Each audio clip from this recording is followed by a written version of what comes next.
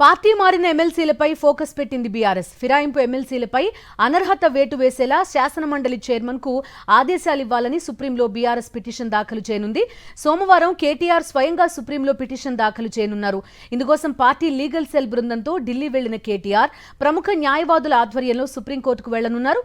Party మారితే నైతికంగా తమ పదవులను వదులుకుని తిరిగి ఎన్నిక కావాలని, చట్టబద్ధం కాని ఫిరాయింపులపై చర్యలు తీసుకోవాలంటూ బీఆర్ఎస్ సుప్రీంకోర్టులో పిటిషన్ వేయనుంది.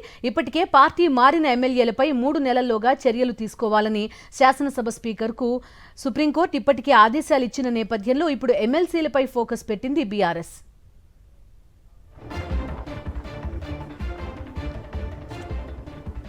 పార్టీ మారిన ఎమ్మెల్సీలపై ఫోకస్ పెట్టింది బీఆర్ఎస్. ఫిరాయింపు ఎమ్మెల్సీలపై అనర్హత వేటు వేసేలా శాసనమండలి చైర్మన్ కు ఆదేశాలివ్వాలని సుప్రీంలో బీఆర్ఎస్ పిటిషన్ దాఖలు చేయనుంది. సోమవారం కేటీఆర్ స్వయంగా సుప్రీంలో పిటిషన్ దాఖలు చేయనున్నారు. ఇందుకోసం పార్టీ లీగల్ సెల్ బృందంతో ఢిల్లీ వెళ్లిన కేటీఆర్ ప్రముఖ న్యాయవాదుల ఆధ్వర్యంలో సుప్రీంకోర్టుకు వెళ్లనున్నారు. పార్టీ మారితే నైతికంగా తమ పదవులను వదులుకుని తిరిగి ఎన్నిక కావాలని, చట్టబద్ధం కాని ఫిరాయింపులపై చర్యలు తీసుకోవాలంటూ బీఆర్ఎస్ సుప్రీంకోర్టులో పిటిషన్ వేయనుంది.